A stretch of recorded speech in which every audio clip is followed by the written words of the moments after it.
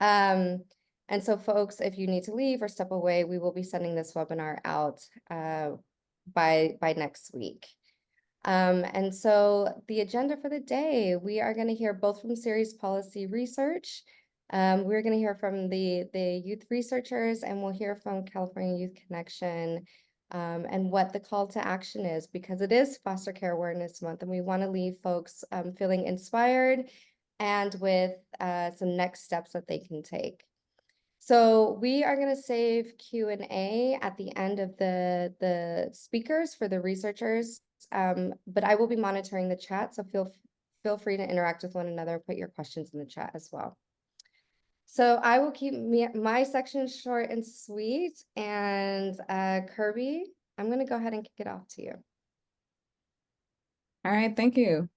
Hello, everyone. I'm so excited to be here with you all, and so we can get into these really important issues. And so I had the honor and pleasure of supporting the California Youth Connection with this amazing research project.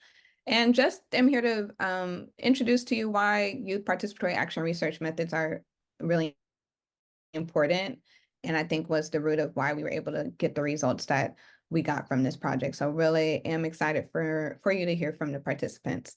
So again, my name is Dr. Kirby Lynch. I'm the Director of Research at Series Policy Research.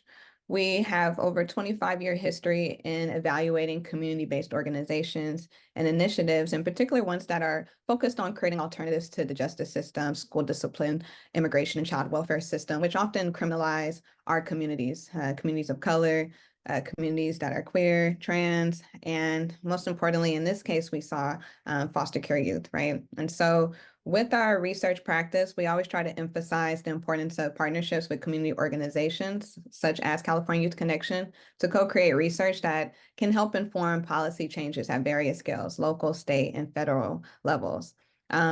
We have at Series a history of having impactful projects that lead to real material policy changes, such as stopping ICE presence in courts. And we've also been training county probation departments on anti-discrimination policies over the last 10 years as well. And so again, we really believe that being grounded with community, with these organizations, hearing from their membership on what the real life issues are, that's how we translate that into real change at the, again, local, state, federal level. So you're like, what is youth participatory action research? Well, particularly, it is a research method that you all should look into, and it's where young people are engaged as researchers in their communities. It is designed to democratize the research process by involving youth in data collection, analysis, and creation of actionable insights. All right, so that's the standard definition of what a youth participatory action research project. And so why we employ this method is because it has radical and transformative potential, most importantly, to shift traditional power dynamics within research. Our whole process was about recognizing that the young people were experts in their own lived experience and had everything within themselves to create a knowledge about what their experiences really meant in terms of policy implications. And so we believe that YPAR actually fosters empowerment, and it fosters agency for people to make radical inquiry into what they know to be true about why these systems are failing us every day.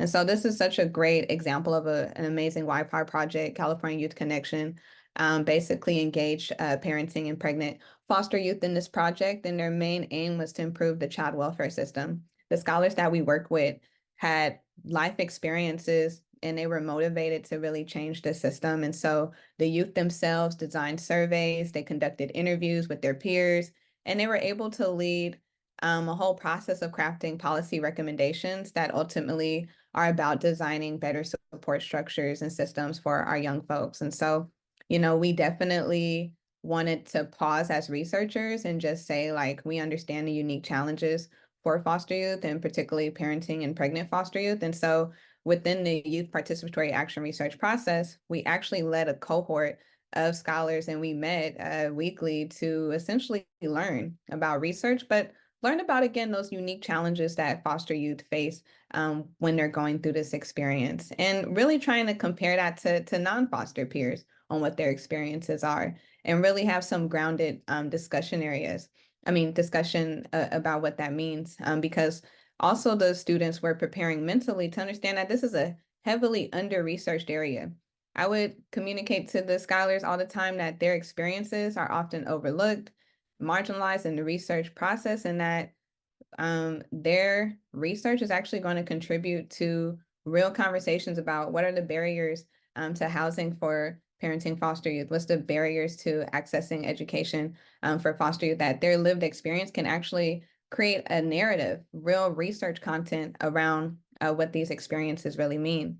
We really did want to ground a lot of our inquiry in the alarming statistics that impact this community. One of the statistics that we got in the course was almost 60% of girls in foster care become pregnant by 19. And minors in the foster care are twice as likely to become pregnant as their non-foster peers. Again, these were the type of statistics we were hearing and going through to understand, again, the urgent need for specialized support, and again, the urgent need for this research. So again, the methodology of YPAR, as you'll see with the folks who are going to be presenting, it just allows for such a rich inquiry, which ultimately allows for us to understand the targeted support that's needed for these folks to survive. So I'm not going to survive and thrive, and so I'm not going to spoil what the findings of the research are. I'll let the scholars present. But again, for all of those who are interested in YPAR, really do use it. The core methods of YPAR, again, are creating a safe space for researchers to understand that their lived experiences are valuable and that it is the root of how they should structure their research, design, and inquiry. Really empower people to do community assessments, right? And that's what, again, these foster youth did for their peers, is that they actually were like, okay, let's go out into our community and let's speak the language of our folks, drafted their own interview protocol, did their own survey development, and did their own qualitative data analysis. I'm so proud of these folks. And you're going to see some really grounded policy recommendations that are ultimately going to empower all foster youth, and most importantly, parenting and pregnant foster youth. And just again, want you all to keep supporting California Youth Connection and keep advancing social justice by really approaching research radically and listening to those most impacted. So really excited to be reconnected with everyone. And yeah, take it away, y'all. And I'll be here in the Q&A for any more questions and answers. Awesome. Thank you so much for that introduction. Again, I find YPAR to be such a unique area of research that's really critical. Even in my academic experience, there was always this sense of professionalism that didn't really get to the root of what I felt was necessary, which is that, you know, the real professionals are those with lived experiences. So working alongside other folks with lived experience managing this project was really an honor. And working with Series Policy Research just to learn how to do research in this way was also an incredible experience. So I'm gonna go ahead and introduce my organization. Let's see. Go. And give a little bit of background about how the Special Initiatives projects came to be. California Youth Connection is near and dear to my heart as someone who has lived experience in the foster care system from the age of 3 until aging out at 21. It was definitely a space where I didn't really understand the gravity of my own voice until platforms were provided to me, working alongside amazing staff like Vanessa, Kenny, Kate, Blade, and more that have transitioned to other places, and newer staff like Rob and Jalissa, who continue the momentum of this amazing organization, is just really telling of how family oriented it is, given being in a system where, you know, my idea of a family structure has been skewed in so many different ways, but I found so much love and solace and equanimity being a part of California Youth Connection. So if you want to find out more, you'll see our website here on a couple of these slides. So a little bit about me. My name's Kwajay. Feel free to call me Jay. I am an artist, an activist, and a scientist. I have been a part of California Youth Connection since the age of, I think, 17, 18, going into college at Berkeley. I honestly joined because I was still grappling with my identity as a foster youth and wasn't really I didn't really own it. Like I wasn't empowered by it. I felt really hindered by it. I felt like I would be judged by it, but I found this group of folks who, they empowered me to really own all aspects of my identity and my journey and my experience and in my life, to know that those elements make me who I am and they're beautiful because of that.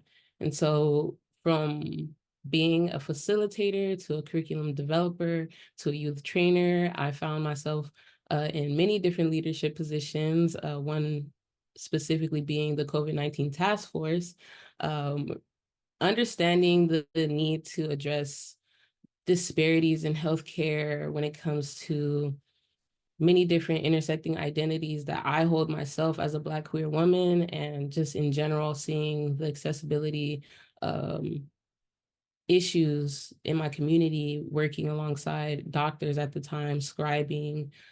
So holding many different hats and seeing the bridges and the gaps as well, called me to advocate heavily for social justice, integrating my own scientific expertise as a geneticist to improve health outcomes in underserved populations and ensure accessible quality healthcare, as well as advocate for bills within CYC in regards to those things. So I really like to use art to express myself, and I use that to highlight critical social issues, inspire change, and uplift marginalized voices through powerful advocacy-driven creativity. I always find it to be important to find your own medicine, whether that be outside of the traditional aspects of therapy and medicine. We understand how those have impacted our community. So for me, it's really important to help cultivate environments where folks can understand themselves as their own healers through creative means and things that resonate to them. And so through being the special initiatives manager, I'm able to lead efforts to empower young people, organizing community projects that promote inclusivity, equity, and positive change. So at CYC, here are our vision and our mission. Our vision is that youth impacted by child welfare and intersecting systems like juvenile justice are empowered to have their needs met and the support to grow into healthy and vibrant adults. And our mission at California Youth Connection is that we're a youth-led, our mission is we're a youth-led organization that develops and grows leaders who empower each other and our communities to transform the foster care and intersecting systems through community-led organizing, legislative policy, and practice change. And through that youth leadership came the special initiatives element. This really emerged from the advocacy of two niche groups, members advocating heavily for juvenile justice aspects, which led to us taking on legislation and other initiatives being involved with juvenile justice. And on the other hand, parenting and pregnant youth. Specifically, I want to highlight advocates Chris Torres and Sabrina Bong, because of the way that they understood this to be such a niche group that wasn't talked about.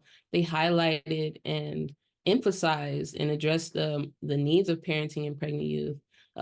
These young individuals often face unique challenges that contribute to their system involvement.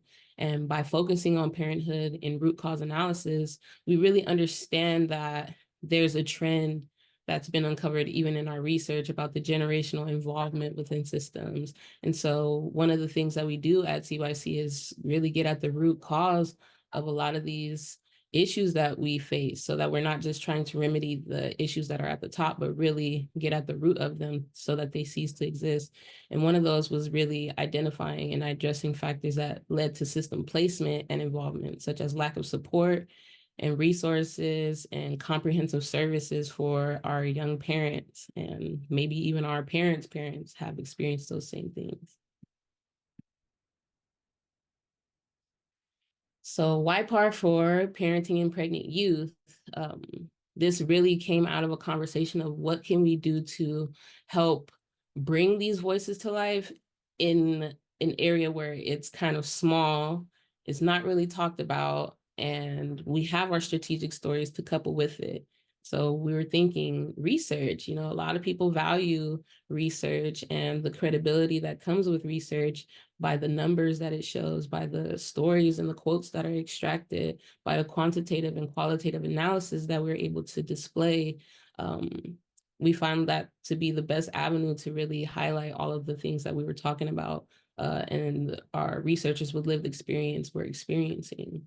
So this initiative empowers young people to conduct research on the root causes of system involvement, particularly focusing on parenting and pregnant youth. By involving youth in participatory research, the project seeks to uncover systemic issues and inform policy changes that address the root causes. The PPY YPAR project is crucial for amplifying the voices of those directly affected and ensuring that their insights drive meaningful reforms. So some of those findings that we had in our research were pretty extensive, and we were able to boil them down to 5 specific categories, one being access to childcare, another being relating to service providers, really understanding the biases that the researchers uncovered in folks' experiences in even trying to go and receive services. And another one was preparation versus prevention, really understanding the discrepancies and the disparities between the information that's provided to young folks to prepare to be parents or explore preventative measures. And another one was transitioning out of the system. What's really significant about this specific finding was that foster youth struggle with a transition out of care due to inadequate support from social workers, and nearly 40% of our youth reported that their social workers could have been more beneficial in helping them plan their transition. And this demonstrates a need for better training and support for social workers to ensure that they can adequately prepare youth for life outside of care. And the data also highlighted the prevalence of homelessness amongst foster youth, with over 56% reporting experiencing homelessness. And to address this issue, it's essential to provide stable housing and resources such as financial assistance and mental health services. And additionally, the research underscored the need for better preparation for accessing those critical resources, such as employment and education, to ensure a successful transition. And not only that, but really making sure that the resources that are already there are available without barrier for the youth. Like I said, when it came to the bias, it influenced a lot of people's pursuit of those resources out of fear that the CPS would be involved. And so what we found in our research was that, maybe there was a resource, but due to the energy of the environment where the resources are disseminated, young parents didn't feel comfortable pursuing those resources without fear that they would be potentially replicating or reenacting that system involvement for their young child. And the last one was also an extremely huge finding, which is the need to focus on mental health.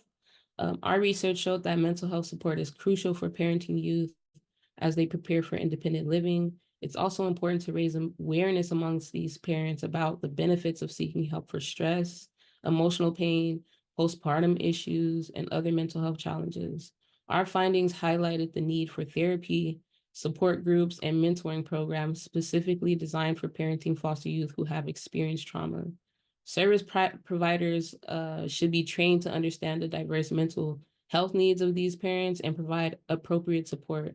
And implementing resources like mental health education, therapy, support groups, and mentoring groups, as well as training for service providers, is essential to ensure that parenting foster youth receive the necessary mental health support to navigate the challenges of parenting and independent living.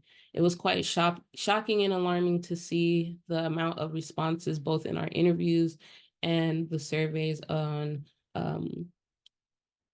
matters involving mental health, really understanding that there's a high level of misdiagnoses when it comes to postpartum, and judgment based on labels, caseloads, and reportings that really contribute to a poor mental health analysis when it comes to foster youth trying to receive mental health services.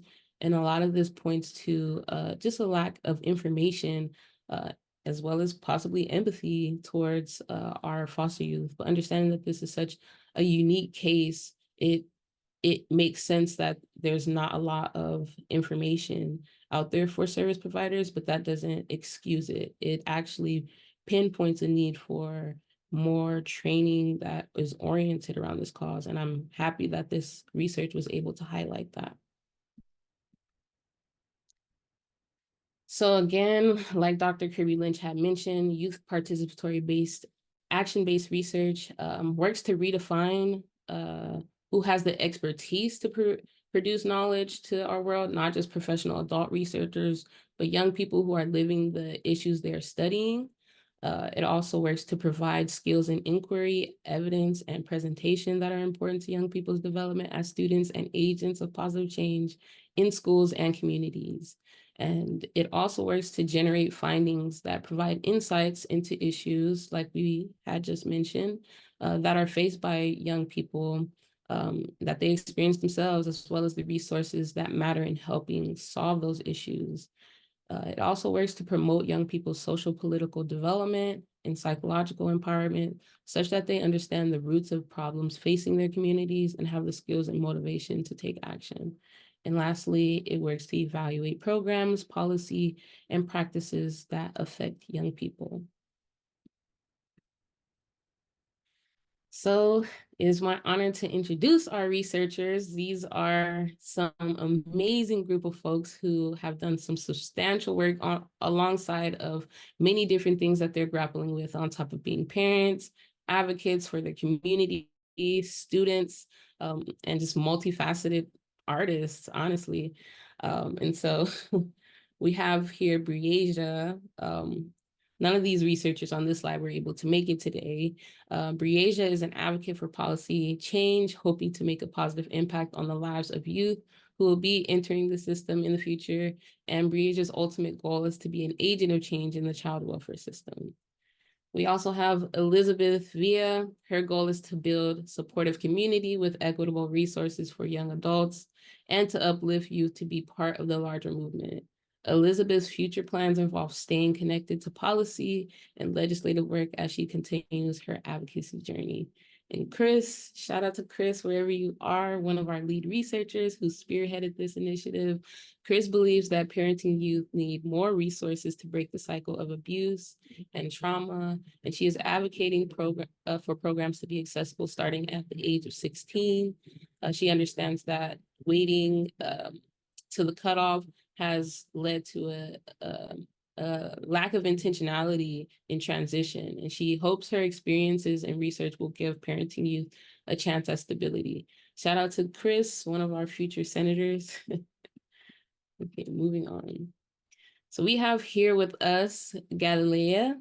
Galilea is one of my colleagues and friends within CYC before I transitioned to being a staff, who worked so hard on so many mental health initiatives. I think from the start, it was just on go when it came to mental health and really uplifting and highlighting the gaps within mental health services, as well as misdiagnoses and individualized medicine through really allowing the youth to be involved in their mental health case to define what mental health services they would like to have. Galilea is most passionate about transforming the child welfare and juvenile justice system to provide stability and resources for every person who has been impacted by these systems to heal, thrive, and succeed. We have Sabrina Abong, another lead researcher who spearheaded the creation of the YPAR project. Sabrina is passionate about this parenting research cohort because she's a former foster youth and she has a 4-year-old child with autism. She would love to have more resources to better take care of her son with special needs. And we have Aramis, my brother. I love you so much. It's been such an honor to work with you, highlighting the paternal aspects of the gaps that are faced in the system when it comes to parenting. Aramis is a multifaceted artist whose bio really couldn't fit on this page, but shortened it down to hobbies including playing basketball, singing, songwriting, practicing mixed martial arts, acting, and volunteering. And he is dedicated to the perseverance and achievement of family and community. So shout out to our researchers. Thank you so much. I think this is the part where we can spotlight them for some questions. We have Gally on the line. We also have, oh, I guess Sabrina dropped.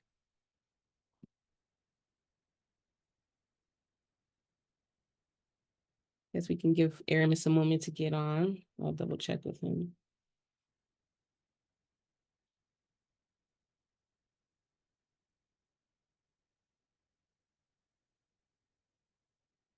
Oh, Sabrina's here. I think that's iPhone. Okay, if we can spotlight our researchers. Thank y'all. Oh, that's Aramis. Sorry. I see you, Aramis. If we can spotlight Aramis and Gally for some questions. Thank y'all so much for coming. I know that y'all have busy lives, and it was kind of short notice. I really appreciate y'all just being here to give your feedback on the YPAR experience, as well as express some of those lovely and memorable experiences that you had.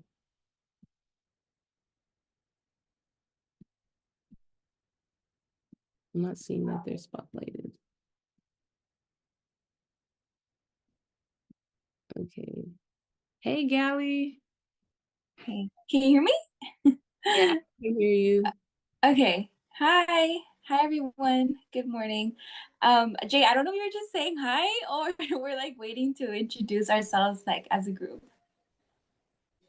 Oh, yeah, no, you can definitely go ahead and get started. Aramis, I think you have to be on camera to be spotlighted.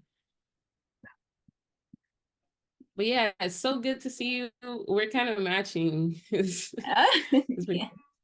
Yeah. But yeah, go ahead Cool. and introduce yourself, Gabby. Awesome. Well, good morning or good afternoon, wherever everyone is at. My name is Galilea, pronoun she, her. Well, before I continue, my name is Galilea, but you can call me Gali for short. Pronouns are she, her, her.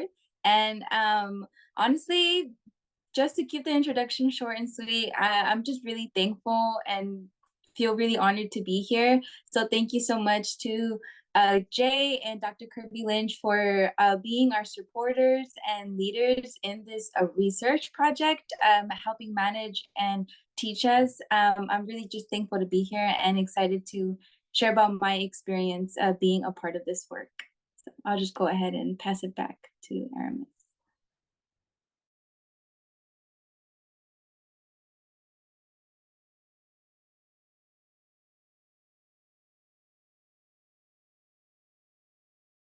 I think you're muted, Aramis.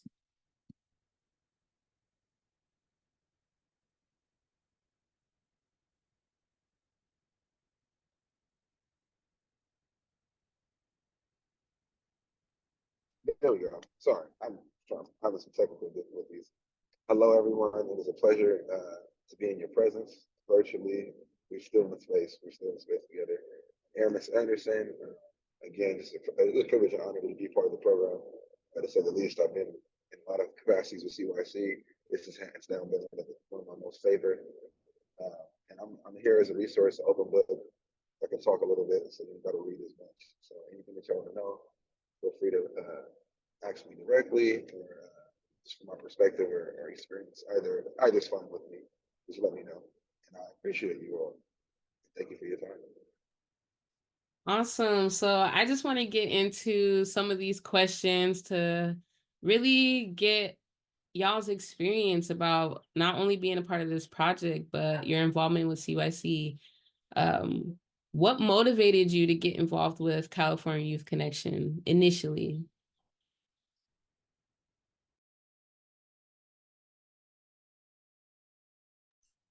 I can go ahead and share. So this story's, it's like interesting and pretty funny to me because when I first got involved in CYC, I was 16. So I'm turning 23 in July. So do the math for me, y'all. I'm not a math man. I'm just kidding. Maybe like, I don't know how long it's been, 6, 7 years. But when I first got into CYC, at the time, shout out to her, my chapter chair, her name was Genesis. And I was at an independent living workshop. Like I was just there, right? They were doing some resource booths and I was there. And let me just tell you, at the time, I had a really bad experience with a specific placement. Okay. So I had a lot of ideas. And I just remember she was like talking about it. And I was with my casa and I was like, oh, I have a lot of things to say. I have a lot of things on how the system can improve. And I just remember talking to my chapter chair at the time, and she's like, whoa, you're the perfect fit. Come on in. And so I think in just that specific moment, I was really given two options, like continue in the system, holding kind of this anger and like anxiety on what I was going through. But I had this other choice of when I became involved in CYC, I regained my power, my agency, and being able to understand that I have a voice and it's nothing about me without me. And CYC really helped me bring out that identity in myself as being an advocate. Well, Thank you so much for sharing. I also remember Genesis Osuna, right? Awesome. I remember at being a member, they were always going to QPI, Quality Parenting Initiative panels, all across the state, doing amazing advocacy. So shout out to you, Genesis, wherever you're at. Aramis, what about you? What motivated you to get involved with CYC initially? Well, honestly, I was recruited by a very dedicated member that you all are speaking to. But it was for me initially, I would say it was an opportunity. Me being a foster youth, and I grew up under a kinship guardianship and didn't even know initially, like I didn't even know I was foster youth. I'm just thinking it's like family culture at this point to be raised by other people, like, oh, just in the family. But I pretty much got educated. So for me, the primary motivation was education around foster youth situations, finding community, to say the least. In addition to being able to be in a position where you're also an advocate, a self advocacy position, and that was like, oh, we get to we get to we get to connect with other people that also go through similar experiences. That was one of the most like life-changing experiences for me personally, and also just being able to better be able to understand my situation and predicament being a foster youth as well. So I felt like it was all around like educational, life-changing opportunity for me, and then also just on advocacy too. So that's why I joined. It was very much beneficial in that regards. I do it again, maybe twice. Thank y'all so much. And this question is similar in involvement, but more so geared to our project. How did you first hear about the YPAR project for parenting and pregnant youth, and what inspired you to join it?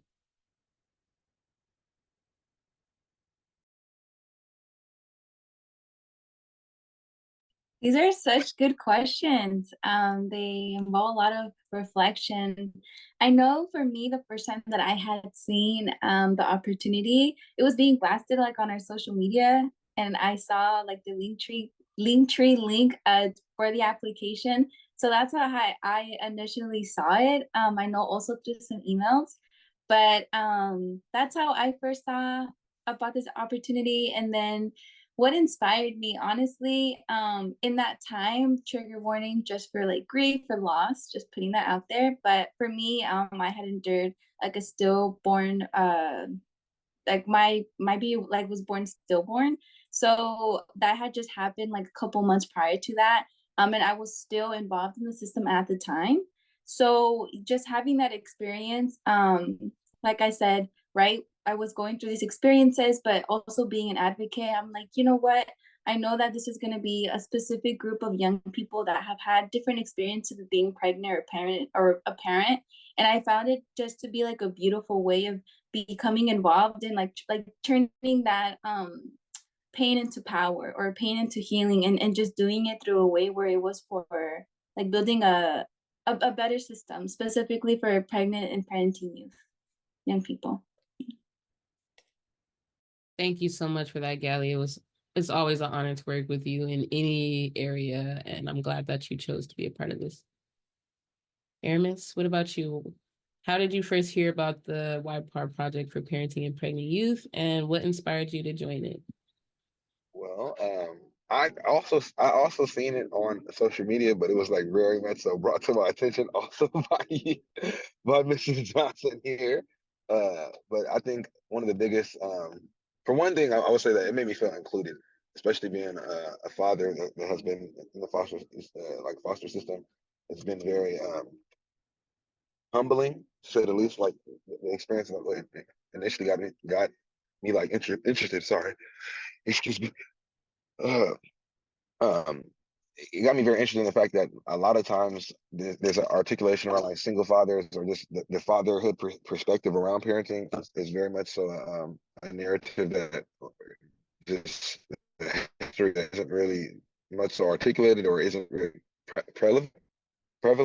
So for me, I think that the biggest deciding factors would be for one to work in a space where it's very unique to us as parents that struggle, especially as fosters. That was a big thing to me. Like, oh, I want to be able to be in this space that's also supportive and highly understood as a man in this space working with these mothers, but also being a parent within my own shoes to be able to say I also have a duty really to be able to speak on behalf of fathers as well that are going through these or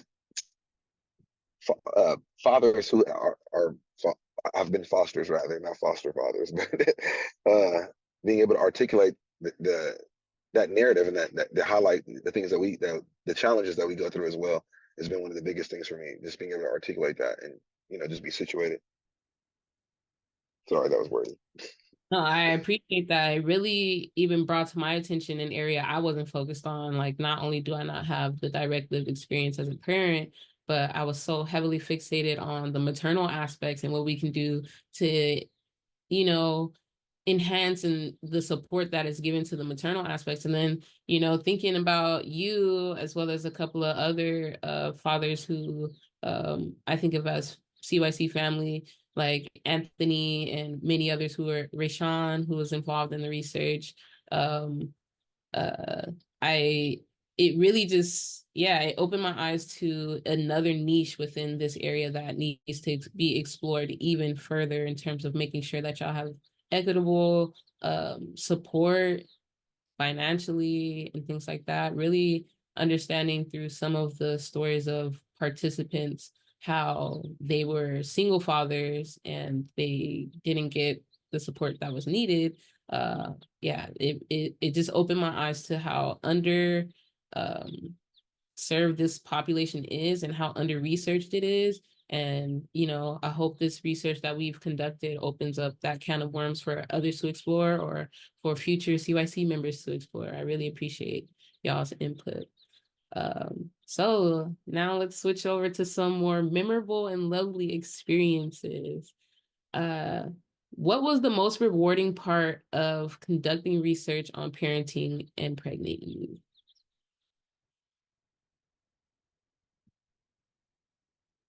I can say for me, it was really so rewarding to hear some of the feedback of our participants and the thank yous for just having the space to be able to talk openly. Like, we had interview questions and they turned into full-blown conversations that people needed to have, and they didn't really know that they needed to express those things, or they weren't really aware that they were being done wrong in so many different ways until those conversations were had. So it's always important for me to, cultivate those environments for people to experience healing. And I felt like being able to do that was definitely a highlight of this experience. Just to piggyback off you, I would say that has also been one of the biggest experiences for me because I think one of the most challenging things to do in life at this point in life is to go through any situation. Like it's one thing to have these obstacles in life as a foster, etc., but to also feel like you're the only one who's going through it, and also when you're going through the circumstances, to not have anyone else that you can relate to or pretty much articulate these experiences and like emotional responses that you experienced maybe alone and felt very alone about, but also didn't have anybody that also has also experienced that, so that can either speak from experience or at least can truly relate with your circumstances.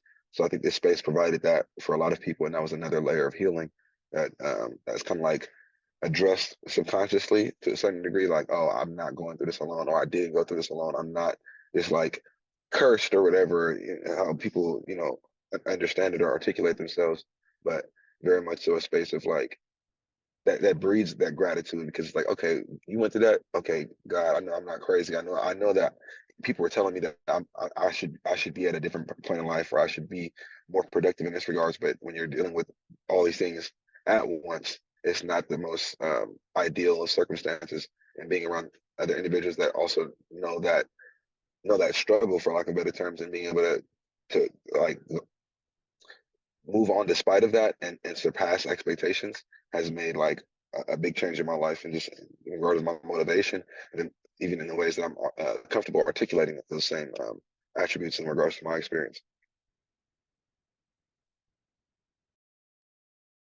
I I relate so much to both of you, because for me as well, that's one of the most memorable and beautiful things about being a part of the work was the interviewees. With the young people that I interviewed, I just remember feeling so much gratitude and so thankful for them being able to come onto their computer despite being a parent, having their babies around. Babies were in the video. That was cool. I remember just feeling so thankful, and they were just really vulnerable. And there's a couple interviews where I remember being told that this they've never done this before, that they have never been in a space where they were being asked about their experience, and also being just told thank you for listening. And I remember one of the goals that I had in mind every time that I was ending an interview was to make sure that that person knew that what they were speaking about, their experiences, that vulnerability, wasn't just going to end there, that we were going to be focusing on what they were going through to create a better system, and to also aid in creating different solutions. So it was that. And I just feel so much gratitude. And so, yeah, thank you to them. And if any of them are here, thank you so much. Couldn't have done this without you. Yeah, thank you so much for sharing our responses. And I know like the interview process was one methodology that I feel like all of us were a little bit shocked by, not only the relation to it, but the general healing that came out of it. And so on that note, and it doesn't have to be about this methodology, but were there any specific interactions or stories that stood out to you during your research? And while y'all think about that, I definitely want to speak on one of the researchers who was able to, who wanted to be here, but I think their connection dropped off. Understanding that, yeah, I think it was one story about the discrepancy between preparation versus prevention. That one really stood out to me because not only was there a lack of education around the preventative measures, but in a comparative scheme of things, it was more heavily focused on prevention. And so it didn't really leave space for young foster youth to even imagine themselves as parents. And that was really like sad to see. Like, let's just discount you, and all of the research, given that the literature review is kind of short because there's not a lot of research on it, but the research done by these professionals was like they took people's voices and they spun it through their lens on what should happen for them. And I don't feel like it really gave them a platform to even dream about being a parent. It was just like, oh, All of these things are going through a calculation, and the solution is sterilization. And I was really like disturbing, because foster youth are like superheroes. We need more of those superheroes. Not saying we need more foster youth, but they deserve to be able to understand what a family looks like. And if it wants to come from them, they should be prepared.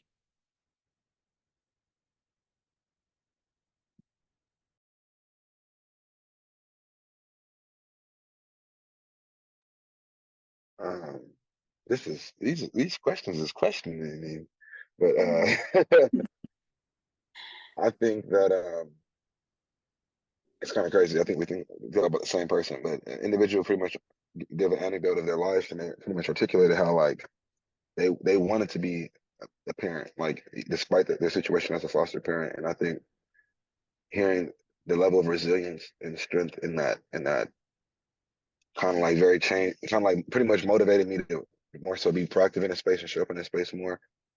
Because of like stories like one of the young mothers that was in the space. But I think that is like one of the biggest benefits that I personally seen, is that seeing individuals being so resilient in themselves and confident. Like they said, that there is no space for like parenting fosters. However, I'm not gonna sacrifice my ideology around in my personal ones for a family, and my children do deserve that same life and the opportunity to have a mother.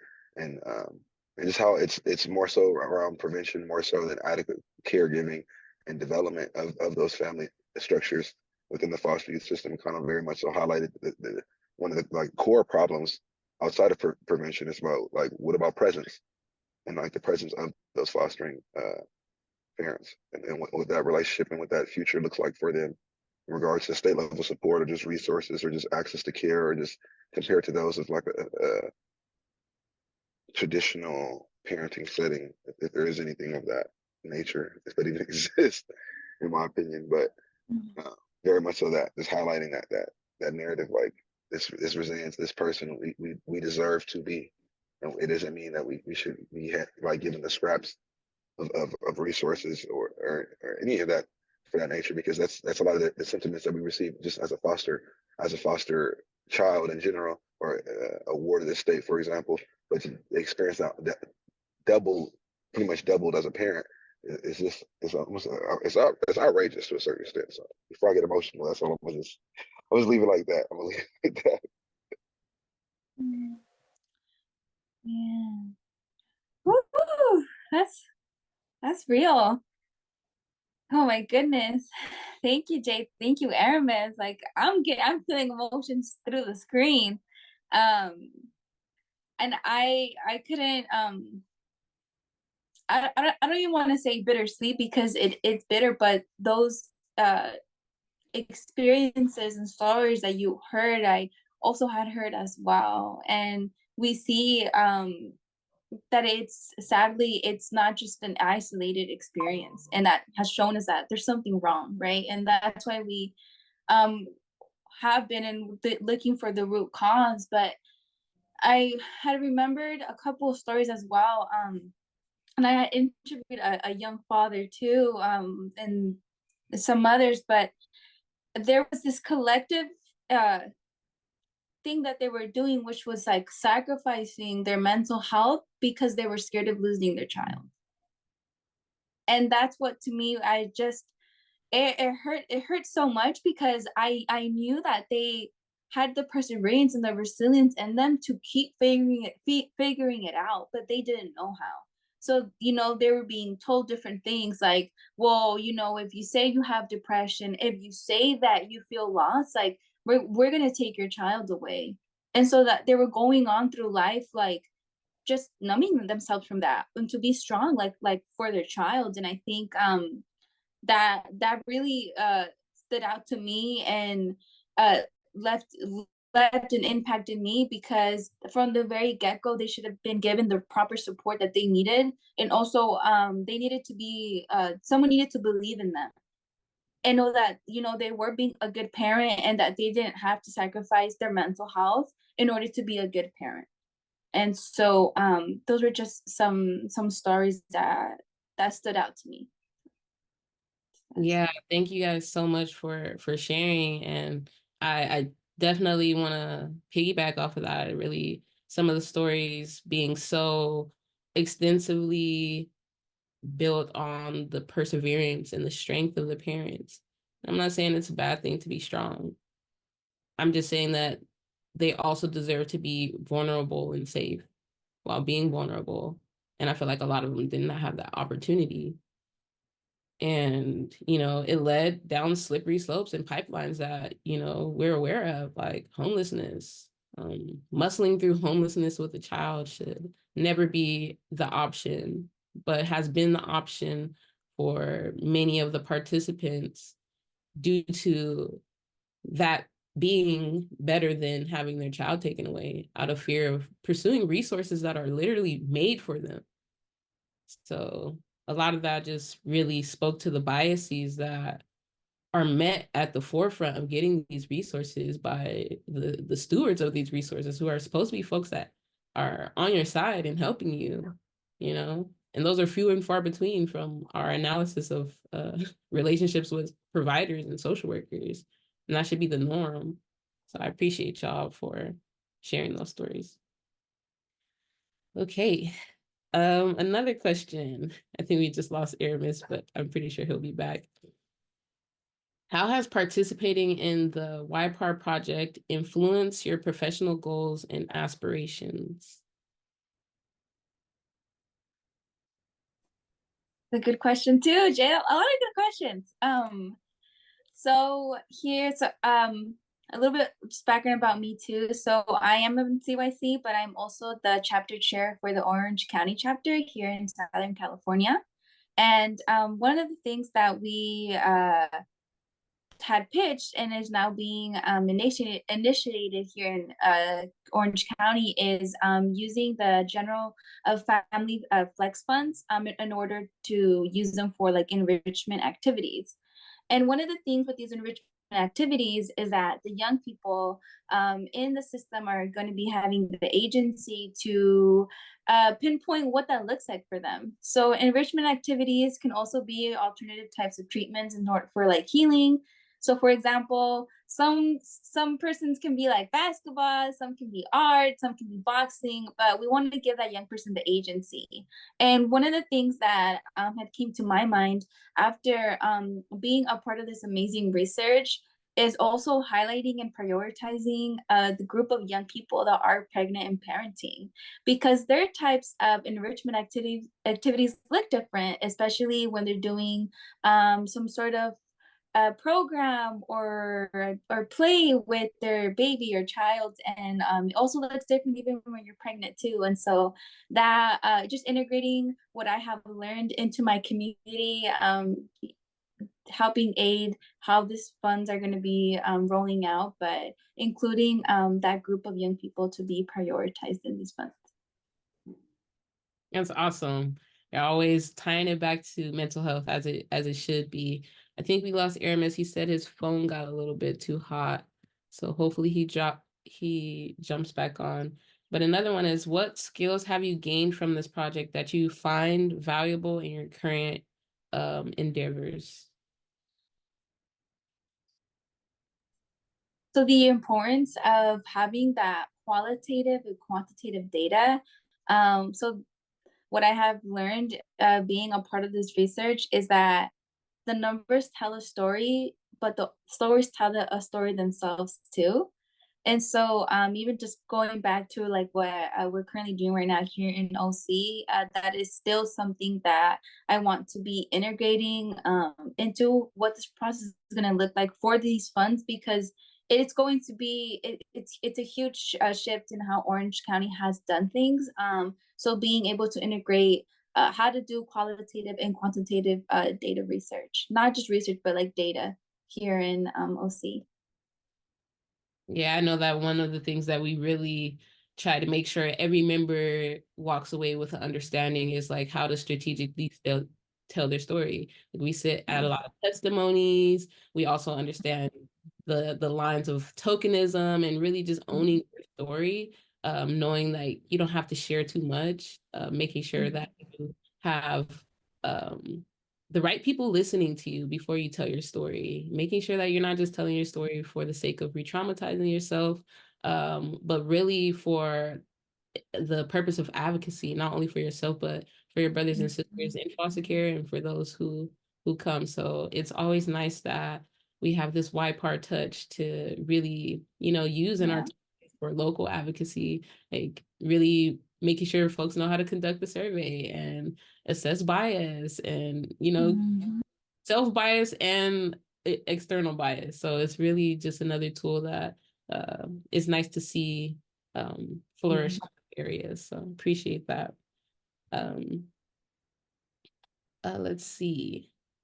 Okay, so these are current endeavors, and you spoke a little bit about them, but what are you up to now, and how has your experience with YPAR project influenced your current results? And this could be within CYC or Jay, outside. Jay, your question, it cut out for me. Can you hear me? Okay, can you hear me now? Sorry, I don't know the connection. So you mentioned a little bit on this question. The question is, what are you up to now, and how has your experience with YPAR influenced your current results? And this could be within CYC or outside of CYC. Okay, this is a good question, but it's a hard one too. So aside from focusing on the flex family funds that are going to be rolling out here in Orange County, we're also starting to figure out how to incorporate how to incorporate being able to interact with our young people in juvenile hall here in OC. And so that process has, it's a difficult one. And it is hard, but one thing that I have learned from being a part of this YPAR research is making sure that we're centering our young people and like their own lived experience, and how you said, Jay, like measuring those biases and also not like tokenizing them for what they've been through, like asking like those questions that can re-traumatize them. But there's this balance between bringing in like that lived experience expertise, bringing in this like youth-led work, and also working with people that are in positions of leadership in the county, working with people that do have an influence over like the hall, like finding just this balance in between like how we're working together and making sure that we're just focusing on like the young person, and we're focusing on community healing and just growing community specifically, because we know that a lot of young people here in the hall, our system impacted youth. And so just keeping that in mind as well when we in the process that we're starting on how to work with our young people in juvenile hall. Hope that wasn't long-winded, Jay, but it is something that that was I'm perfect. really excited. That was perfect. And I think that the work that's going on in JJ, it has we have a lot of work to do, but the work is good. So I appreciate you giving us that update.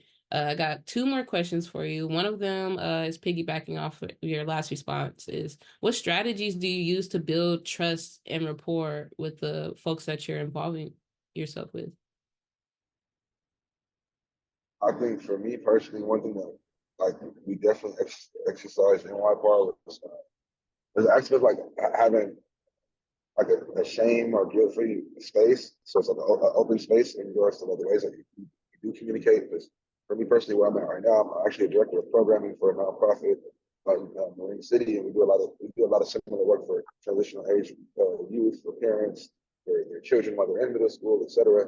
So for me personally, it's having no set way in which I interact with individuals. Like I'm college educated. I've worked with rich people. I've worked with homeless people. I've worked with every space and comfortable with being fluid on those levels. But for me personally, talking about operating in these spaces, whether that's with my staff members, colleagues, etc., is that we have an open means of communication. That they don't have to always communicate in a politically correct way. That they're in the integrity of their job or their situation or their position with me as a staff member, etc., or just someone that they're servicing is not infringed on. They can literally be them, and it's a zero judgment free zone. If there's any areas of development that I've learned from my personal experience, or just from with YPAR, with research and emailing, doing quantitative data research, etc., I'm able to express that same skill set, be more coachable and teachable to the individuals, with them teaching me what's the best way for us to communicate interpersonally or professionally, etc. And then also with me being able to be coachable, coach them in ways that will help them develop as well. So that's been one of the biggest advantages for me personally since being involved in the program.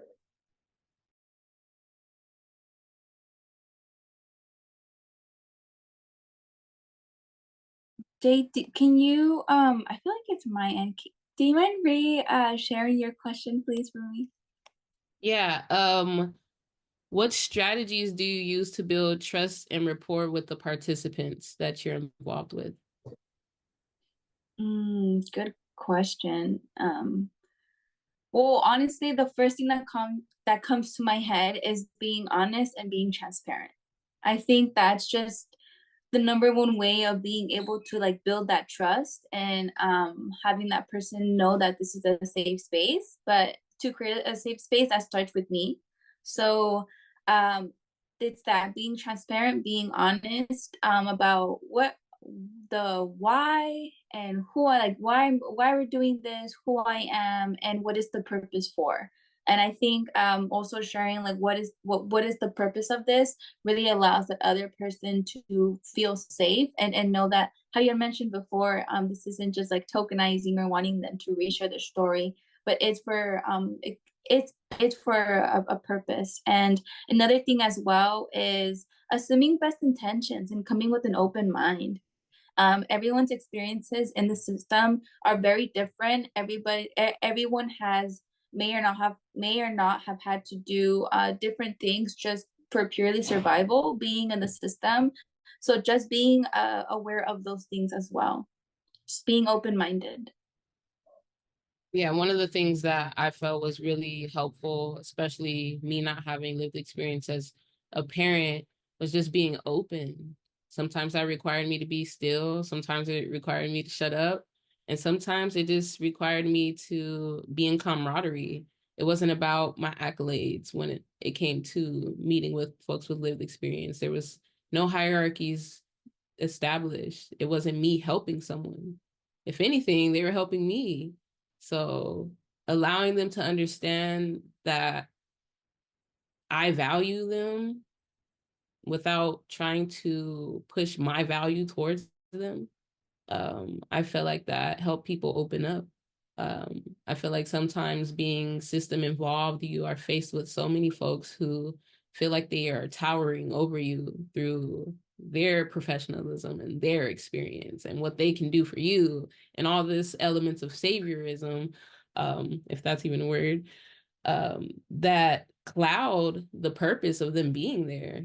Ultimately, like, you don't need to muscle up or show that you're helping someone for you to help someone. You don't need to record it. You don't need to document it. You just do it, you know? And so I feel like being in that position to hold space was so much more of a benefit to me that how could I be like, yeah, thank me for holding this space? No, thank you. Thank you for being here. Thank you for all of the experience and the life that you're sharing, the richness of it. It's beautiful. And what can I do to help support you, you know? And making sure that if I had ideas about how to support, that I gave them, that there was no barrier to that. And if I didn't, I was honest about that. I'm not making up stories on, you know, just to help someone feel like they're being helped. But if I didn't know, I genuinely didn't know, but I made strong efforts to search. And sometimes we did it together off call, like, hey, let's look online, let's see what's available. So I felt like that was one of the things that, you know, we do to build trust and rapport, is you just meet them and you see them, you know, leveled. So I appreciate y'all so much for being involved in this long-winded questionnaire. I think that was, wait, we had one last question. Let's see. What skills have you gained or enhanced by being in the YPAR project? And what message do you have for our system impacted parents?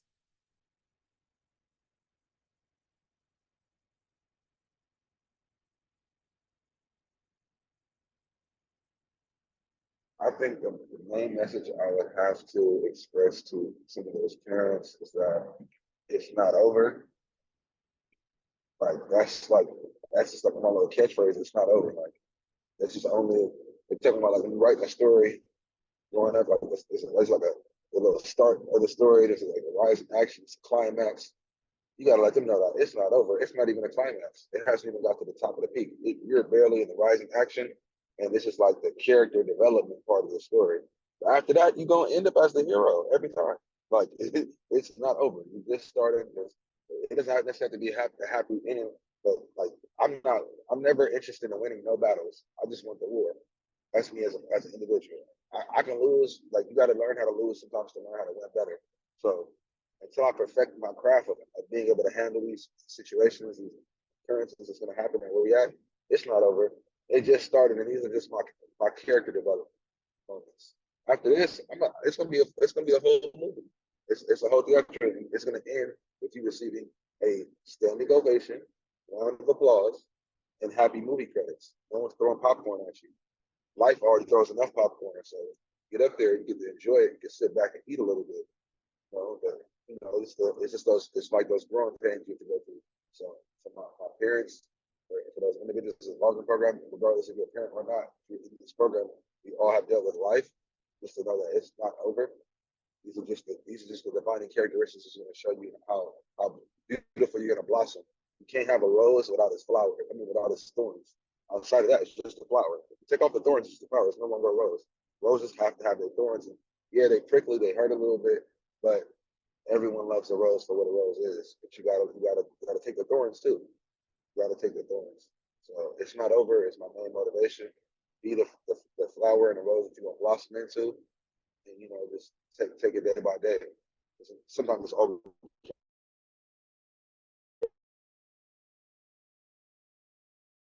That was very beautifully said.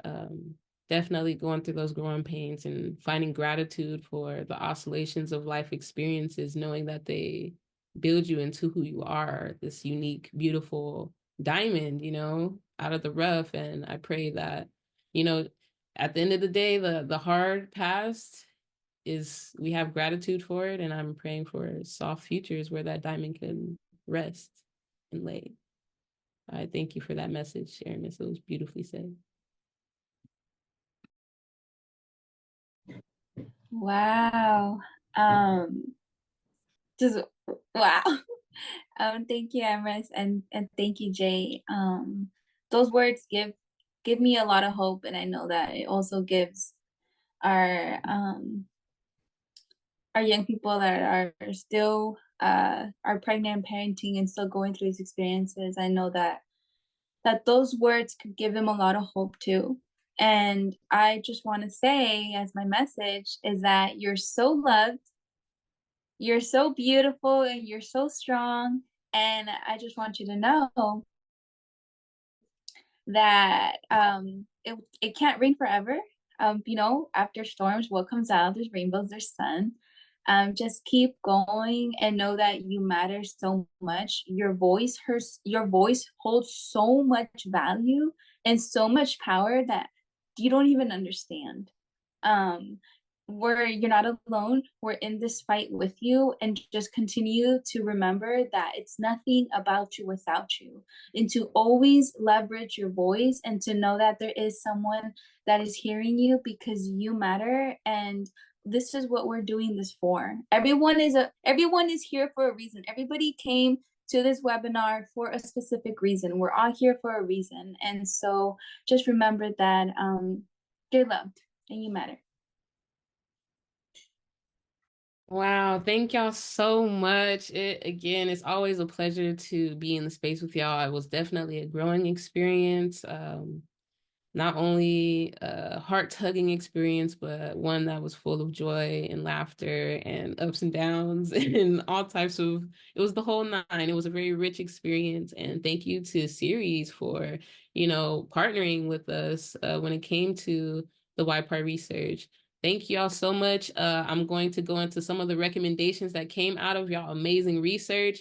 Thank you again for sharing your perspectives, your reflections, and where y'all are at now. I'm sending so much love to y'all on y'all future endeavors. I know Aramis, you're like a manager now, and Gally, you're still holding it down as an advocate for mental health. It's so lovely to see y'all growth and y'all trajectory. And I'm here. So, you can't get rid of me. I'm always be bugging you. Thank y'all. Okay. All the same. All right, so thank y'all so much. I know we have some questions coming in. I do want to just go ahead and share some of the recommendations that came out of the research. So if you just give me a second, I will go ahead and share the presentation. And so this is one of the presentations that our researchers will put on for many of our community partners. I'm going to skip ahead to the policy recommendations that came out of this. There was plenty. There was so many recommendations. And as a part of YPAR research is really coming up with those policy recommendations, because the research doesn't just live in the writing. It lives outside of it through our actions, through our advocacy, through our legislative and policy efforts. So here are some of the recommendations. One of them was increased accountability among stakeholders. The rationale for this was one of the critical challenges in the foster care system is ensuring that all stakeholders are accountable for their actions and responsibilities, like instilling bias that ultimately will send someone down a slippery slope to homelessness due to being fearful of receiving support. And developing a detailed accountability breakdown for each stakeholder involved in the child family team process will clarify who is responsible for tasks and activities, which will help improve communication, coordination, and collaboration amongst stakeholders. We also understand that there's discrepancy in communication amongst stakeholders from the attorney level down to the resource parent level. And so we're hoping that this will ultimately lead to a more effective and efficient transition plan for children in the foster care system. A big one that was mentioned many times here today is prioritizing mental health. And our rationale for this is mental health support is critical for children and families in the foster care system, as they may have experienced trauma and other challenges that can affect their mental health. By emphasizing the importance of mental health support in the transition process, stakeholders will be more likely to prioritize this aspect of care. This will lead to better outcomes for parents, as they will be provided with more resources and information and understanding about mental health, as well as families in the foster care system who are supporting folks who are dealing with mental health issues, as they will have more access to mental health support that they need to thrive. And improving transition plans. This is a really big one, understanding that cutoff is something that is heavily experienced in foster care involvement.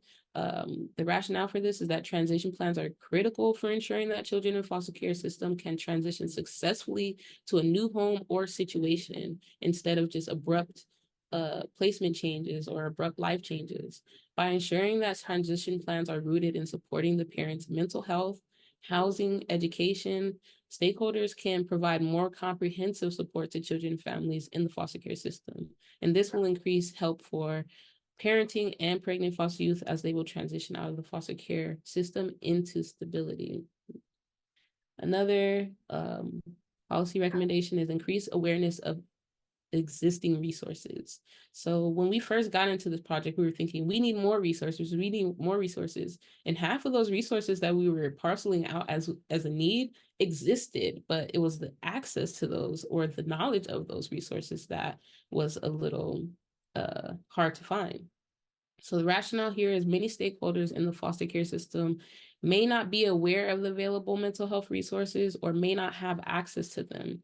There is a discrepancy between some folks, social worker, knowing those resources, and some folks, social workers, having absolutely no clue. And so by increasing awareness amongst stakeholders about available mental health resources and establishing new partnerships with organizations that can provide housing and mental health support, children and families in the foster care system will have better access to the resources they need to succeed. So there's resources that are existing, but the connections aren't there. And so it's really important that the system connects into the local organizations that hold these resources, that they be in community and conversation. And lastly, this isn't lastly. So ensure that parents are housed. Again, like we expressed, nearly 40% of foster youth report social workers not helping plan transitions out of the foster system, which is concerning. By providing a preeminent transitional housing plan, foster youth can have access to the housing and resources they need to thrive outside of the system. However, given the high rates of homelessness amongst foster youth, such as housing programs should be complemented with financial support and mental health services, and with an emphasis from one of our researchers that this be done before the age of 18 and even starting as early as 16, as transition plans need to be very much thought out and intentional. Improving accessibility to childcare is another policy recommendation. Parenting foster youth face unique challenges that make accessing childcare services critical to their success. We can ensure they receive the necessary support to thrive by prioritizing their needs. This priority system would alleviate the burden of paying out of pocket and experiencing other hardships related to lack of access to childcare services. Establishing accountability for informing parenting foster youth of their position on wait lists and the availability of services would enable them to plan accordingly. So similar to how the college system has priority for foster youth in terms of classes, housing, and other resources, we thought having that model overlay onto our parenting and pregnant foster youth would allow them to have priority on those wait lists. Oh, not at the Q&A just yet. So I know that was a lot of talking. I really appreciate y'all for bearing with me. That is the concluding aspect of our research reflection. And in this next part is a little bit about what we're doing now in terms of the action-based part of our research. And I think it's pretty awesome that this is being taken up because, again, from those recommendations, the community has been listening.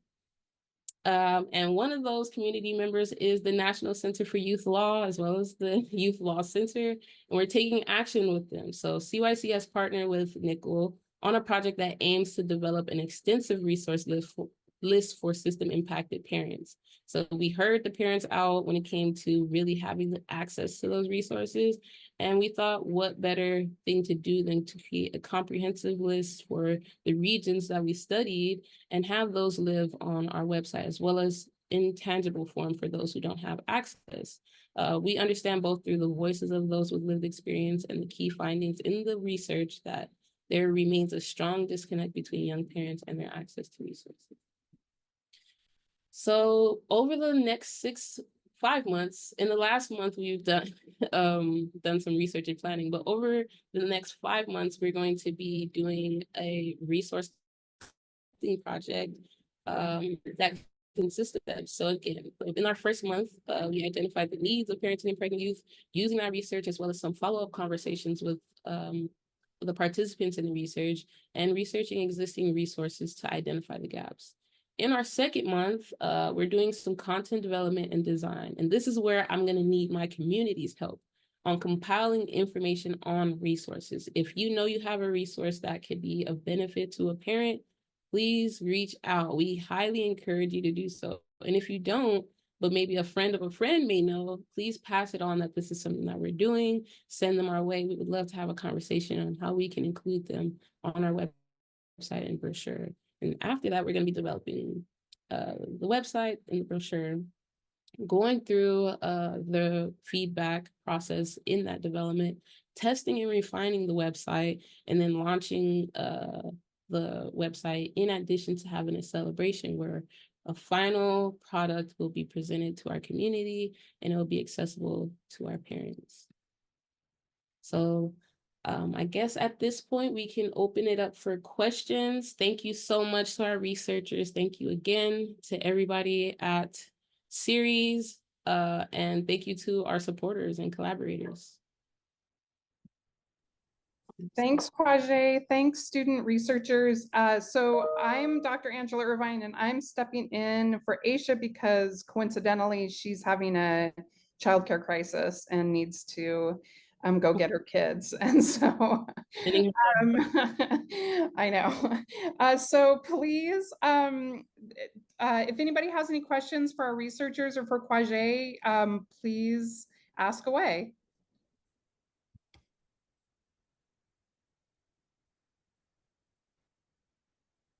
Also, thank you to the lovely direct messages. Vanessa. Hi, I've really appreciated being here and learning of all of the work that went into this research project. I was just wondering, when we're referring to pregnant and parenting youth, what age range are we referring to? So I don't even think we had an emphasis on age so much as the involvement within the system and the very intersecting identities that come with that, as well as like, yeah, I don't think we even focused on age. We more so focused on the system involvement, and a lot of our participants were involved in the system at an early age, ranging from toddler to teen. So they were involved pretty early on, and they've also had family members who are involved in the foster system. So we welcome the perspectives of all folks who were involved, systemically impacted, who were parenting or had an opportunity to parent. Thank you for sharing that. And I understand. I think the reason why I was asking, and it was kind of a question that was in my head as I was listening, was just as someone with lived experience that did become pregnant while I was working for a nonprofit that serves foster youth. I was older when I was in my late 20s, and there was still such a stigma attached to me becoming pregnant because of my experience in foster care. And so just in the way that we have as a sector talked about pregnant and parenting youth, when they're often adults, I can find to be a little bit sticky in the way that we're talking about the community. And I was just wondering also, I love the idea of a parenting resource mapping project specifically for parents. And I just wanted to state that I also think it's a great opportunity for us to, because it's like, how are we talking about resources? Like, what are we considering a resource? And quite often the resources are organizations that soak up a lot of resources from the community versus resources being older parents that have that understand the on the ground resources. So like, is this also an opportunity for resources to be people? Was a question that I had. Yes, that's a beautiful question. And again, I totally resonate with that. Having a sister who is, outside of the Tay range, who was involved in the research, and a lot of her system impacted coping mechanisms or just mechanisms of navigation showed up as she was, navigating parenthood. So I find that it's really critical to have that conversation. And again, our research was more so focused on the Tay range, but we did have some of folks outside of the Tay range who had significant impact on the research, as we're finding like this is deeply rooted, is deeply seated.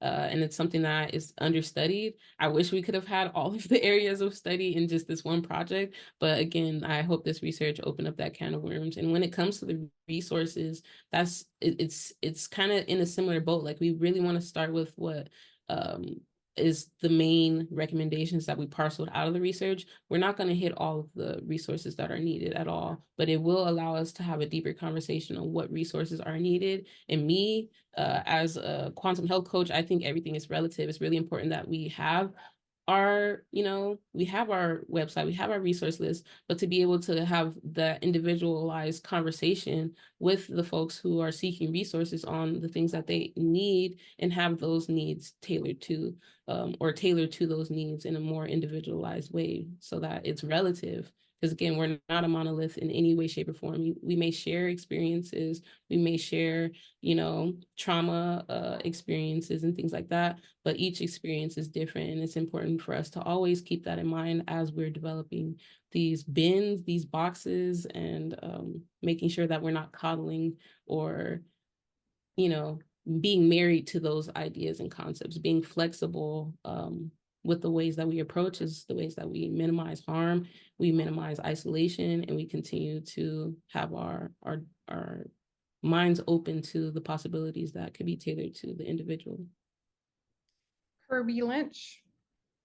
Oh, hello, everyone. I just wanted to add in that, yes, again, we interviewed a wide range of people, all ages, different geographic regions. People had once lived in California, moved out of state. And so that's the power of this data set. And I really do want to highlight how much these young researchers really went into the field, and we're able to create a really good data set for all of you out there to really work with them and collaborate with them to make meaning of the results. Because everything you're bringing up, Vanessa, is what the students were saying as a limit to the research. I mean, these people really did design a very rigorous research process, and the inquiry can still grow. And it's the things that you're bringing up around, not technically being in the system currently, but still dealing with those stigmas and ramifications. And those were things we were hearing from some of the folks that were out of the system in the older age range. We also heard from people who had kids with special needs, like what their kind of barriers are. We're also learned about fathers who were formerly incarcerated and what their barriers are. So at the intersection of the intersection, so much rich data to create a new inquiry. And so again, everybody on this call, please keep supporting California Youth Connection, especially in the next phase, because they're basically creating a really huge resource for all of our movements. Even the survey that they did was statewide, right? So we can even break down North California versus Southern California in terms of these resource differences, like what folks are saying around there not maybe being an organization, but if there is a person that's maybe known in the Central Valley, well, let's figure out how to get that person some resources. So really want everybody to know this is just the beginning of the work, and your connections can really support us getting the word out. That even was the power of the survey, really connecting with community-based organizations all across the state to understand those nuances. So just wanted to highlight the great work they did, and the need to expand the base of who we have interacted with to get that rich data. And then to really inform policy. I think that's so exciting about this work. Thank you so much for that. I really appreciate you highlighting that. And again, I feel like looking back at some of the research and what recommendations that we didn't have all of them on that presentation that I just saw. One of the things that I found was really prominent was the need for community as a resource, just having a space, understanding that a lot of folks or some folks may have no family ties, and understanding that it takes a village to raise a child. And what is that village if you don't have an avenue to return within the system? Like, you don't have those lifelong connections that we talk about is a pillar within CYC, the importance of establishing lifelong connections. Some people were just looking for a community center with other parents that they can bring their child into, so that, they can have these conversations. Like, wow, the interviews, that being the first space where they're able to talk. Imagine a community center with folks who have that lived experience, and they're just able to share space for each other. I feel like sharing space is such a medicine in and of itself, that just that could be so important. And I see you in the chat talking about peer peer and parenting coaches would be a great resource. Exactly that. I think people are just looking for someone that they can relax around, and having that lived experience allows, I've seen it happen, it allows for people to relax in compared to folks with no lived experience and high accolades. I think that is critical. Amazing, thank you. Any other questions or comments, thoughts? I did accolades? one question for Aramis. I don't think he got to answer that. But I think it's really important because he's also working in a sector that I hope to be in community with is what endeavors are you up to now? And how do you see a connection with CYC being established? Okay, so as of current, the new director, oh, I don't know if the camera's doing the thing I need to do. Okay, yeah, perfect. I'm currently the director of programming at Marin County Cooperation Team out in Marin County, Sausalito. Do a lot of work directly in Marin City, but it's a big wealth disparity gap. The median income for the county is $160,000 a year, and specifically in the city, it's approximately $50,000 per a predominantly Black community of like 90, let's say 95% Black compared to the majority of the county. So a lot of our work is around safety net services, Tay youth. We're actually working on developing a couple initiatives I got under non-disclosure agreement, but to directly work with our fostering homeless youth, challenged youth in our community. So for me personally, I in regards to, I was literally just talking to my executive director yesterday, honestly, about just seeing what type of programs that we can either put on together, because we do have a big footprint, kind of like with the healthcare community, dealing with Kaiser and pretty much critical response teams within the area to provide emergency shelter, Narcan for individuals struggling with opioid substance use addictions. So when it comes to our youth, especially our foster youth that comes from a lot of these backgrounds, just in the Bay Area, that their opportunity, whether it be through professional development, through our internship programs, through our housing services, et cetera, and then our expansive um, developing departments. I think for me personally, I'll be first to say that I'm going to be looking to offer internships to a lot of our members or individuals that we can refer out to. I think that's one of the major partnerships that like cultures, is that essentially I want to be able to get these individuals that work in CYC, that work in this space, that works with those set communities, opportunities with them development, whether that be internship or everyday employment based off of our availability, and also just scaling up for the future. So events, we just had a major one with Kaiser Permanente. He was working with the director for all of California. So for me personally, is making sure that for our CYC kids, they have access to healthcare. They know the different pathways, and pretty much being able to go around the bureaucracy and red tape, essentially when it comes to access to healthcare, access to resources, and then for expensive networks, when individuals are, like, let's say that they've lived in East Oakland for the majority of their life, they're part of the Alameda County chapter of CYC, is given an opportunity to have an expansive career changes and environmental changes, depending if we can get them either housed, working in internship on this side of the North Bay, so they can kind of like expand their horizon. So that's one of the biggest things for me personally in regards to just development over the next 6 months and a year, especially as we're doing a lot of the reframing of our programming for this coming year, this coming month in June. So I'll personally be over a lot of that. So I'll be trying to partner up with with you if possible, time project, and then just anyone you can shoot me to in regards to developing a more reciprocal relationship and partnership. Thank you so much for that. It's really so But yes, impressive. Oh, I'm sorry if you cut out a little bit.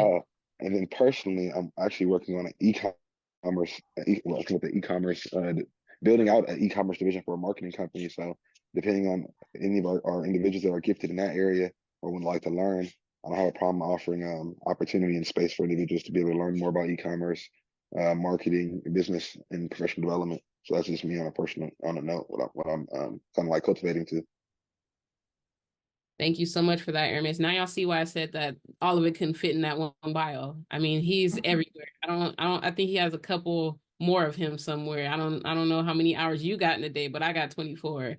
I really appreciate that. I'm really looking forward to that partnership. And again, it's so impressive to see the ways that CYC members go on to their own personal journeys with the CYC background, kind of like as their wings, really carrying them through the professional development experiences that they've had, as well as their own, their own individual powers that they bring into the space. It's really, it's a give and take sort of situation when we work with folks in CYC. So I really appreciate that connection. And again, if there's any other connections out there that you think would be amazing for not only the parenting and pregnant youth, but the juvenile justice or foster youth in general, we would be more than happy to welcome you into our community, our connected community.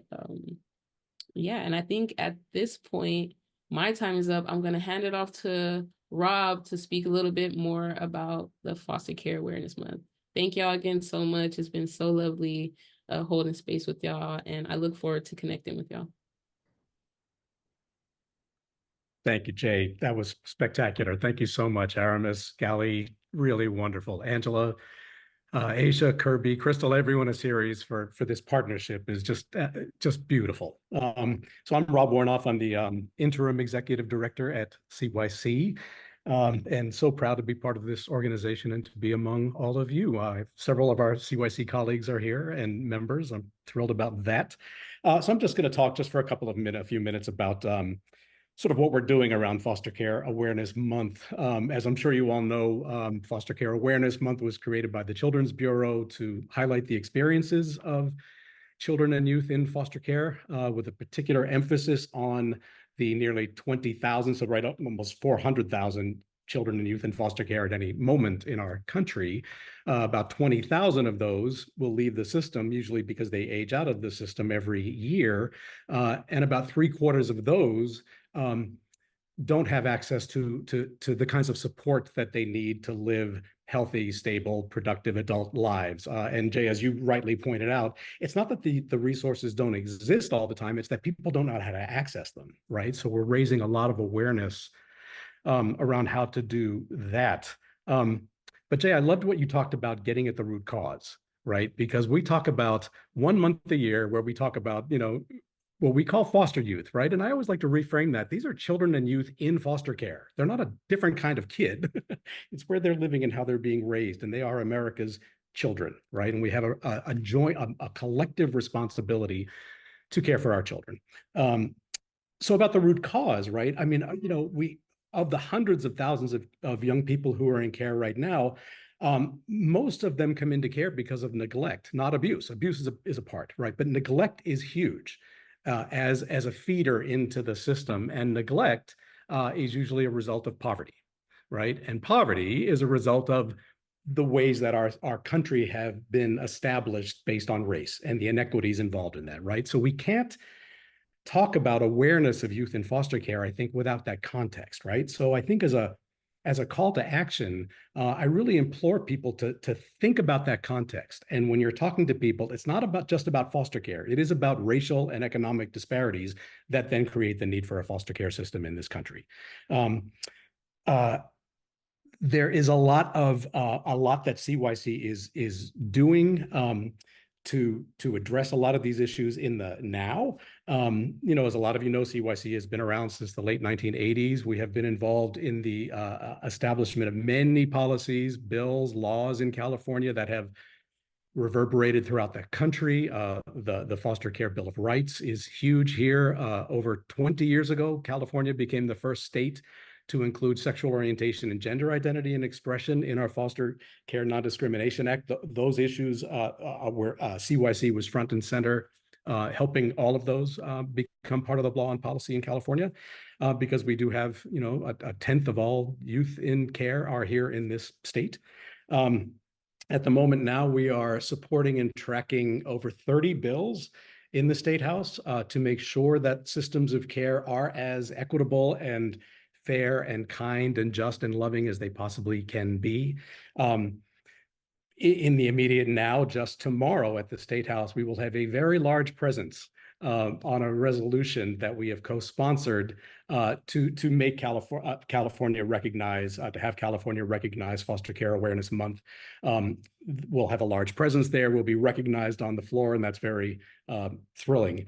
And again, this is not this is not anything different from what we typically do. We have large social media presence because a lot of this is tied to funding, right? So it's not the part of the call to action is making sure that the resources are there. So with California, in a deficit situation, as many states are, some of our most valuable programs for our most vulnerable young people are on the block, and we want to make sure that they're not.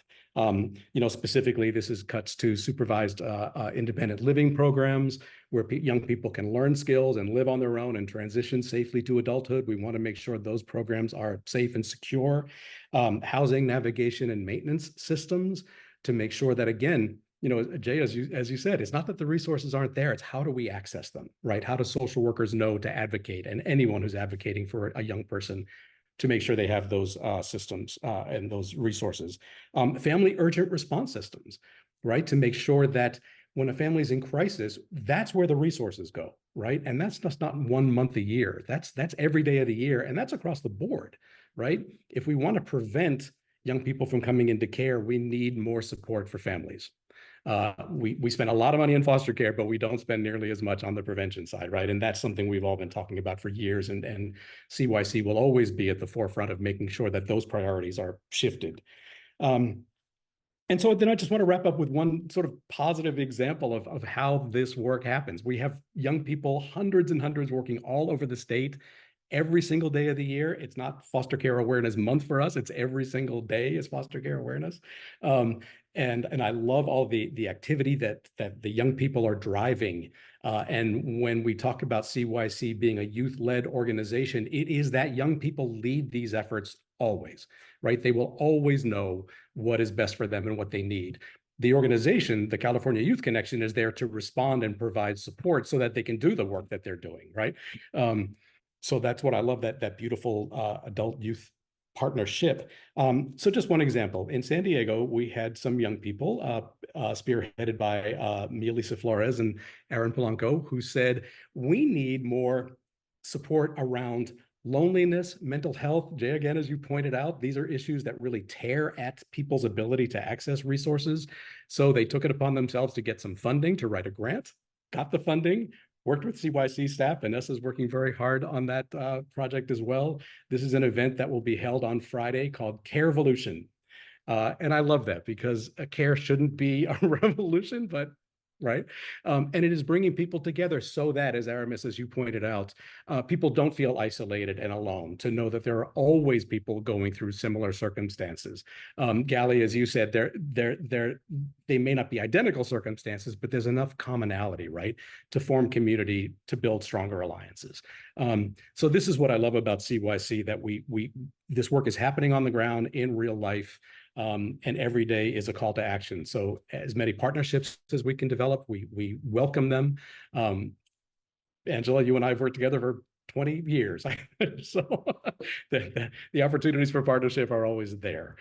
So thank you so much for hosting this webinar. Again, thank you to everyone, CYC and Kwajay, for leading these efforts. It's a beautiful thing, and together we will work to make these systems as wonderful as they can be. So thank you. Thank you. I think that California Youth Connection has had a reputation for so many years for really being the standard by which young people get involved in policy and influence laws. And so it was such an honor to be in partnership for this project and, to be doing this webinar together. So thank you all.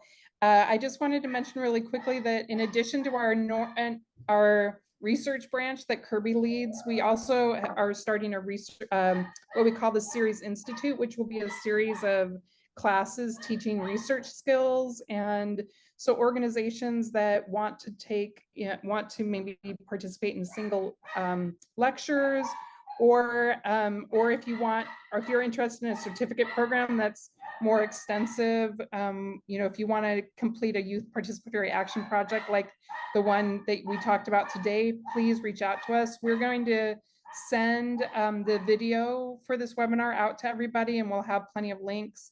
But if you have any questions in between that time, please reach out to Dr. Kirby, Lynch, or myself, or Crystal, and we're happy to answer any questions about that. So again, let's just everybody give a big round of applause to the researchers and Kwajay, Kirby, amazing job. Thank you, Crystal, for the tech support. And we'll hopefully cross paths with all of you soon. Thank you so much for your time. Really appreciate it.